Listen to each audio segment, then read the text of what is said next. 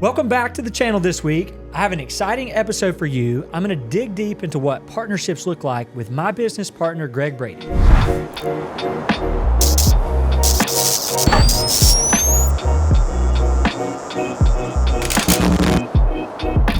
Greg and I met over 10 years ago and eventually founded Anchor Coffee together, and it's been a wild ride. It's important to go into this conversation with him because our partnerships lasted 10 full years, which is ridiculous. During that time, we've seen a lot of friends' marriages not even last that long and other things end much quicker than our partnership has. And I wanted to talk today about why it's been successful. Hey, Greg, how's it going? Pretty good. Want to introduce yourself and your journey with coffee? Yeah, so I'm Brady. Me and Nate started Anchor Coffee in 2014. Prior to that, I was super into, I had gotten super into coffee and gotten super into like the process of just coffee in general. Started going to some coffee shops while I was like hanging out in Charlotte for a while, fell in love with the specialty coffee world, and always wanted to bring that back to where I was from, which is here in Wilkes County.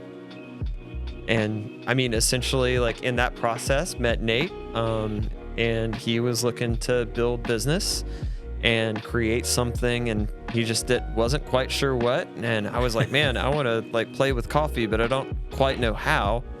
And in that process, we started building a little bit of a business plan. It's pretty cool to look back. Really, like I came in to help you build a business. Yep. I had zero coffee knowledge or experience. I didn't even drink coffee. Yep.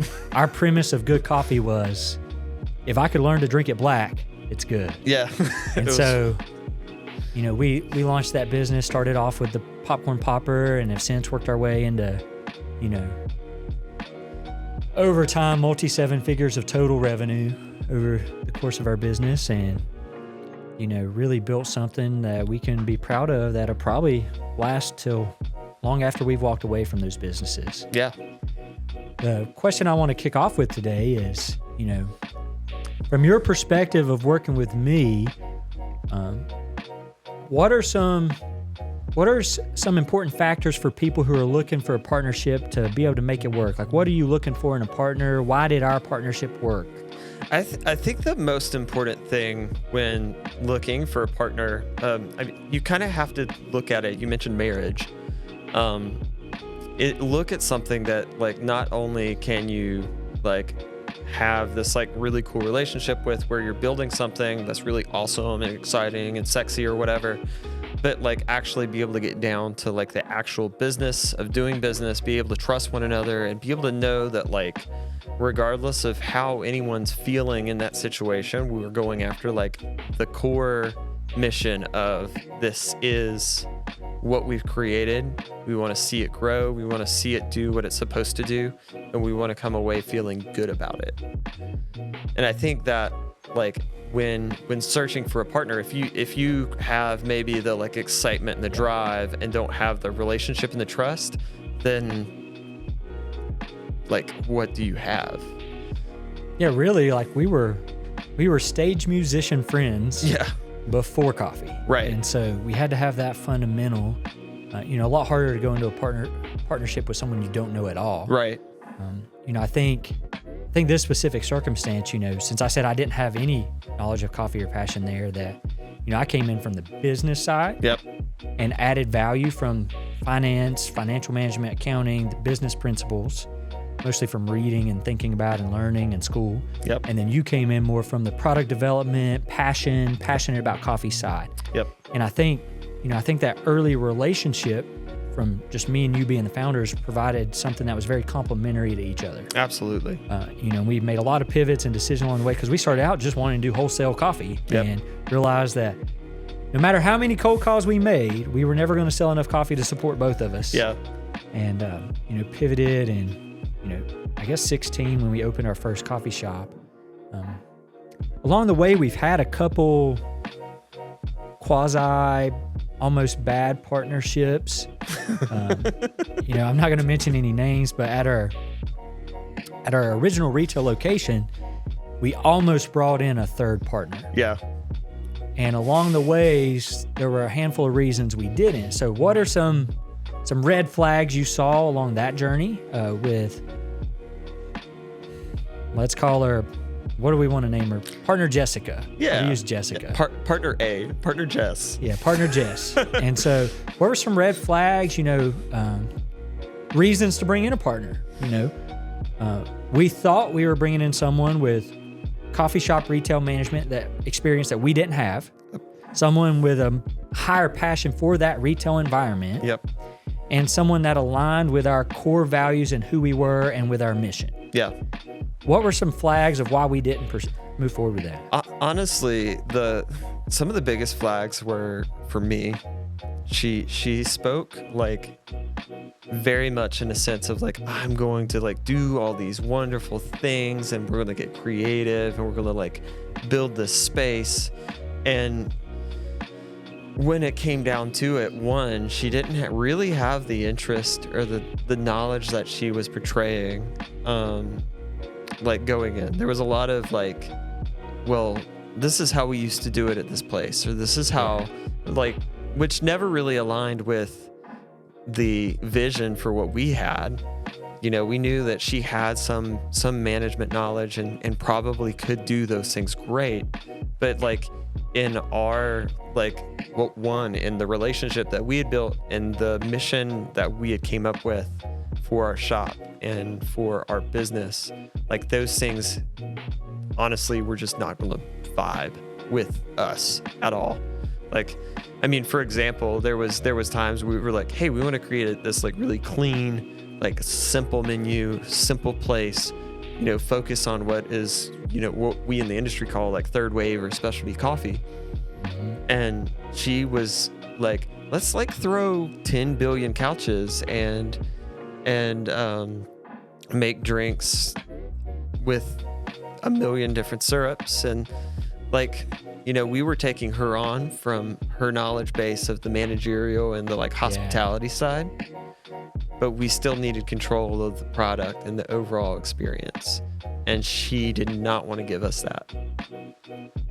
I think that was weird. I think the final red flag was when it got time to put pen to paper and get serious about financial contribution, that number was talked at a bunch of different thousands of levels, thousands of dollars, and we could not actually ever get to something concrete. I forgot about that. So with that, along with kind of trying to change everything, basically take control of our coffee shop, there definitely was some kind of miscommunication and misunderstanding of the fact that it was our business and we weren't selling her a coffee shop. Right. And, I think in those moments, thankfully, we had a working relationship with her along the way that gave us time to fill that out before we put pen to paper and, let us kind of avert that crisis and make some pivots. So I think that was one of the first real partnership journeys where I thought things would go bad, and we avoided that. Yeah. And so we had the knowledge, and then, we weren't in such a drastic, gotta have it right now need for the financing, the worker and stuff like that. Yeah. And then it wasn't long after some of those things that we parted ways. And right. Yeah, I'll never forget the day that, like, after all that was said and done, and we had our space, we had everything set up, but then all of a sudden we didn't have like 2 or 3 pieces of very vital equipment, one being an espresso machine. Yep, we lost that. And me and you were like scouring Craigslist, Facebook, like every possible like used market piece in the world, and we find that Astoria, and it was like sitting in someone's garage. It was like a 2-hour drive. Yeah, and it was in Concord, I think. And we literally bought it the next day. Me and Brittany like hopped in the car and we're like, we're gonna go down here and find this thing. I think you were still doing like floor duty at the like real estate office at the time. You were like, hey man, I can't do this or something. There was something, me and you were gonna go, and then you were like, oh shoot. And so me and Brady drove down to Charlotte like the next day, like showed up at this dude in like the suburbs, and he, I'm like, he was like very like fancy, well-dressed guy. Like here me and Brittany are like, we're just 2 kids basically. We show up, we're like, here's your cash. Where's our Give espresso us the machine? We were literally down less than 24 hours in that adventure. So, I think one of the coolest things is that business, our partnership and everything's just been very resilient. We've been adaptable, solved problems. We faced COVID and hardships and, financial loss, financial gain, and a lot of things. And, that led to a point in the business where you stayed on full time, and I kind of walked away to launch my construction company and do some other things. Yeah. I think that's been a interesting part of the journey was that, I really moved into a more support you in fulfilling the role. Yeah. I became a very, very just support role. Yep. Versus a decision maker role. Right. And, I think having really at the end of the day for, many years, you've been the lead on making the mission critical day-to-day decisions. Where are we going? And I've just helped kind of guide, facilitate, make sure we had enough money. Yeah. Didn't go bankrupt and things like that. So I think those little distinctions and splitting up roles and responsibilities where we weren't fighting in the same basket. Yeah. Like you handled hiring, I didn't. Yeah. You interviewed, I didn't. You made the decision. And I was like, Greg, you got this. So I think it's important for anyone looking to start a partnership that they clearly delineate like who's doing what to help prevent fights. Like get on paper, like here's your role, Greg. You're going to run the day-to-day. You're going to do this. I'm going to meet with you and help with the financials. And for a long time, I did the bookkeeping. Yep. Eventually you took that over. But I think having it clear on who's doing what will help, alleviate any kind of conflict that's going to rise. So, when we made that decision, we're like, okay, the business can only support one of us. Yeah. You're in the day-to-day. Yeah. My role could be one day a week. Yeah. I'm going to go build something else and support you. Yeah. And I think that's really helped lead to the long relationship we've had. We've had a lot of like cool moments, like painting. When we were painting Anchor 1 is when Greg told me he's going to have a kid. Yeah. So like your girls have grown up only knowing that you do Anchor Coffee. Yeah. Yeah. They've grown up in the coffee shop. Yeah. And not even the old location 2. Yeah. And so it's pretty cool to see that journey. What advice would you give to someone that's trying to decide whether they need a partner or not? I mean, for one thing, if you are a person much like myself who can get really like single-minded, like mission-driven on like certain things, it's really easy to get super focused. It's really easy to get super like focused on the like either the micro or the macro, right? Yeah. And having a partner for one, especially one that like maybe has a different focus in their life, maybe has a different like role as far as like what they know and what they can do. Yeah. Finding someone that, like complements that. I know I get really focused on micro things, while Nate is much more of a like macro big thinker. So he can be like, oh, cool, Greg, like, yeah, you're focusing on this thing. It's great. But before you get caught up in the weeds of like trying to figure out like how to pay like $100 bill or something stupid, right? Like look at the big picture, like step back and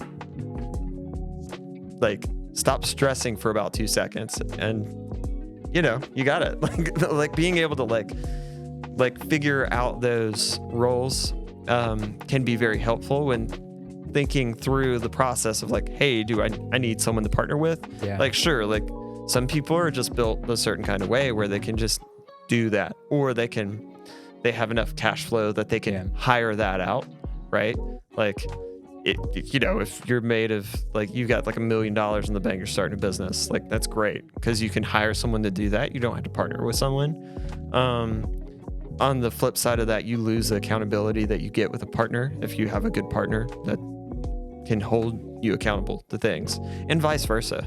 Like that's one of the best parts of the relationship that we have as partners is the fact that we can hold each other accountable, like both in our business life, but also in our personal life. Yeah.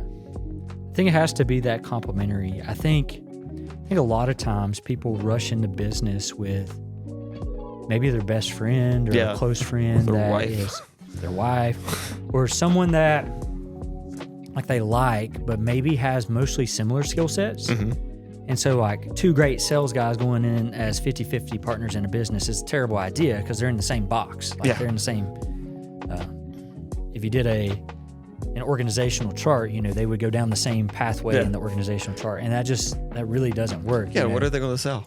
Yeah. Like you got to have someone that can create the thing. and for a long time, we had someone, we're kind of both visionaries. Yeah. Which is be careful with that. That's mine and Greg's Anchor Coffee downfall is we're both visionaries. Yeah. Yeah. And trend towards that. And I can kind of make myself integrate and build processes and things like that. I'm really at the true core, more of a creative. Yep. And for a long time, we had a integrator person that really fundamentally built out a lot of the systems and processes and filled that key piece that you and I were even missing. Yeah. And I think, understanding where your potential partner is on the visionary versus integrator, or, where their skill set is, and, everything beyond money. Yeah. I wanted to talk about, and most people might not even know this, but at some point in our business, we did bring on a partner mostly for financial reasons. Yeah. And I think, we jumped into it, I don't want to say blindly, but with blind faith, maybe. Yes. Yeah. We jumped with blind faith in this person. Yeah. And brought on a partner that created a lot of difficulty. And I think, in our partnership journey, what do you think are some takeaways from taking on a partner for just financial reasons? One, get it written down. Get it in writing. Everything in writing. Yeah, be super clear. Because of our like, I wouldn't say naivety, because I don't think we were naive going into it. I think there was a face and a thing that we had saw this other person do a lot of, where he would take money and make like more money with. Yeah, help businesses grow. And with that said, I think going into that without having like clear expectations from the investor, especially with the amount of money that we were expected versus like what we ended up like having in and some of the support roles that he had offered, or that they had offered, were like a lot more than what we received. And so like with all that, like while it is frustrating and everything, like having clear expectations up front, having it in paper, and writing. Like there being lawyers and things that could involve themselves in this, because we're fine now. We have the cash to build our locations and do our thing, but the like overall like experience has been very interesting. Very stressful. A lot of ups and downs, I think, because those expectations were not clearly defined on paper in black and white about what each party is bringing to the table. Yeah. And whether that was a miscommunication or we were, kind of led astray. Yeah. At this point, I don't really know fully where things went off the rocker, but we really did think we were getting a lot more than we received. Yeah. Both financially and as a partnership versus a silent partner. Yeah. So be really clear when you're bringing in someone for money as an equity holder, because there's a lot of ways to raise money. And I think it's easy to get yourself strapped into a partnership just for financial reasons. Yeah. And best to like push, if you're bringing in a money partner, it needs to be super, super, super clear, and a small percentage of equity, and buyout clauses, and a lot more details that we missed early on. So that was just something that we kind of learned the hard way. Yeah. And I hope, anybody listening doesn't go down that road. Yeah. Because the financial partner, like now today, I know how to raise money so much easier and better, and options in the financial world than what we did in that moment. Yeah. I mean, honestly, in that situation, it's like you're better off getting a loan, because you can maximize like your percentage of ownership. You can also like maximize the control that you have over that cash flow. So like, way more flexibility. Yeah. Like we borrow the money, bring on convertible notes, an investor that's a convertible note. So it's really a private lender. So they have like, it looks like equity, but it's a convertible note. Yeah. 100%. And the buyout clauses, like in this situation, we had stuff in there. If he didn't live up to these expectations of helping us grow, we would have had a quicker buyout, which is what we've ended up doing, is just buying him out. but some pain along the way. Yeah. And some stuff that could have been averted and some unnecessary stress. And then you lose flexibility when you bring on that third partner, that's really kind of like a silent partner, because we need their input and I guess vote and decision making on growth and expansion and things like that. And it just limits what we're able to do and the flexibility we have by having that third partner. So one of the complexities of being in a partnership is, I guess, conflict resolution from either partner to the other partner. So what are some thoughts on how we've handled that over the years? I mean, honestly, for the most part, like, I feel like we've both done a pretty good job of just being like taking things to one another with it's business, not relationship kind of mindset. Yeah, we separate that pretty well, I think. Like if I've got an issue, like for the most part, like I'm a stewer, personally. You are a stewer. So for the audience, I mostly bring issues to Greg. Yeah. And Greg waits a long time to bring issues back to me because he's a steward. I'm a steward. That is the straight up truth. Yeah. He will just hold and think, and eventually he's like, man, I don't like this. I'm like, okay. Yeah, I have to stew and process, and that's just how I've always been. Nate's very good about just being like, hey, I've got an issue. Like, it is literally evolving in my head right now, but I have to tell you about it. Oh, I could be having in the moment. I think one thing that's been cool is because of our relationship and how long we've been together, like, you've learned I'm that way. Yeah. And you've learned that not to take that to heart. Right, yeah. And then I've learned at the same time to like be better about celebrating what is good. Yeah. Because sometimes it could, and I have this perspective only because people have brought it to my attention, that it could seem like I'm negative Nancy. Yeah. And I'm here to just bash everything you're doing, and it can feel absolutely terrible. Yeah. And so for you leaders that do that out there, like, be careful with that. Like, there needs to be the compliment sandwich. Yeah. Because even though you don't mean it that way, and that I think we've approached things from that alignment that we're always out for, we've openly talked about Anchor Coffee survival and mission means more than mine and yours feelings. Yeah. 100%. And that, we've fired people and we've made hard decisions and we've had open conversation that sucks. Yeah. Based on the mission being greater than ourselves. Yep. And so I think the core values and that premise and belief have helped us have those conversations and get through conflict because we believe in a higher purpose than just me and you making money or whatever. Right. And so we've had that first. Yep. We've learned to how each other handles conflict and difficult decisions and trouble employees, and how I'm just straight to the point and kind of hardcore about that. And I've learned to be a little softer about my delivery and say what's good first in our meetings. We start with what's good with the numbers. It was like, and celebrate more of that. And that's been a growing learning thing for me and a growing learning thing for Greg. Yeah, absolutely. I think really the biggest thing is that we don't take things personally. We keep it about business. We trust each other. And that we know anything that could be perceived as negative, we don't take personal, and it's about the mission. Yep. And I think if you can keep conflict-like conversation, disagreements, in alignment, that we need to make a decision that's best for the business. Because there have been a lot of things I brought up that I've been like, Greg, you're actually right. Yeah. Let's stay the course and not do what I'm saying. What I'm saying is waste of time, waste of energy, and vice versa. Absolutely, 100%. And so it's not either one of us has always been right. It's together we'll work through and try to get perspective if we figure out what's best for the company. Yeah. It's like if we could just both be about 50 to 60% right every time, we have the other person to lean on that can be also 50 to 60% right. And like you see all the day-to-day, I don't. Yeah.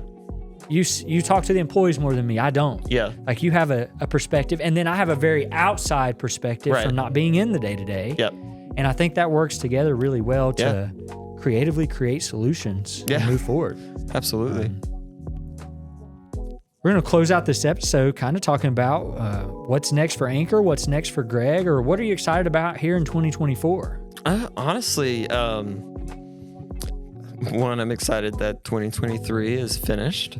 Me too. It was an excellent year. Like I can't say, I can't be negative about it because it was wonderful. A lot of really cool things, a lot of learning experiences, a lot of struggle in just being a business in like this bizarre world that we've experienced the last like 4 or 5 years.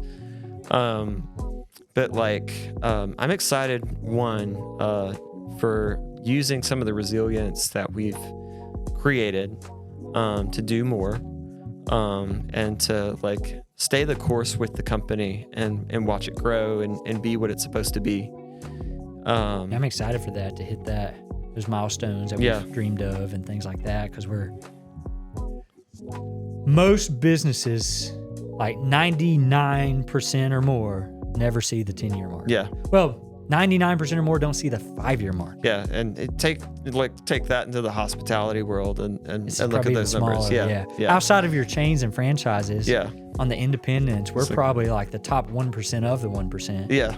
Of just surviving. Yeah. And so, I think it's super cool to see that. I'm excited for the possible opportunities with our wholesale program for you to leverage your experience into helping some of these other businesses grow and succeed, and keep doing what we're doing, but also help some other coffee shops that we're distributing to be super successful here in 24 and beyond, and kind of build out that subset of Anchor, kind of like in the consulting space of you being able to stay in the industry but really positively impact other people that are trying to get in the industry, so that they don't have to struggle for as long as we did. I couldn't imagine having someone that has 10 years of what we've experienced specifically, right? To be able to like actually give like real like brass tack solutions versus a lot of the stuff that you see out there is very like, oh, this is, we're building a coffee shop. It's so easy. It's so great. For $9.99, you can too. It's it's such a like load of crap. Like, it's hard. The hospitality industry as a whole is hard, especially now. And so like, because of the experience that I have built like over the last 10 years, hopefully help some people. Yeah, it's going to be super cool. If you guys are starting a coffee shop, interested in the coffee business, and want to learn more about what it's like to work with Greg and I as far as a guide, a mentorship, or anything, I'll be dropping some links in the description so you can connect with either of us, and we'll point you in the right direction, give you some help, and really help you accelerate your success here in 2024. Thanks, Greg. Thanks for being on this episode. I want to thank all of you for listening and tuning in to this week's YouTube episode. There'll be links in the description. Be sure to like this episode and share it with a business owner that could get some value about learning about the pros and cons of a partnership from two people who have maintained a healthy working relationship for over 10 years at this point. As always, stay tuned for next week's episode.